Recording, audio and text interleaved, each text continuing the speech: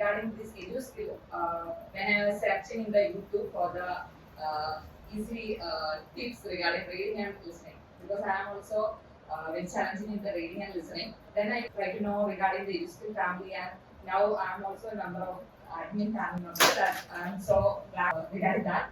And I didn't see like this ease and kind man before, because if you speak to father personally, you can experience like that. So don't miss the chance to speak with father. And if you have any doubt regarding anything, you can clear with the father right now. I think you all are enjoying this awareness. You all having this confidence and the patience, the attention. You all this regarding today.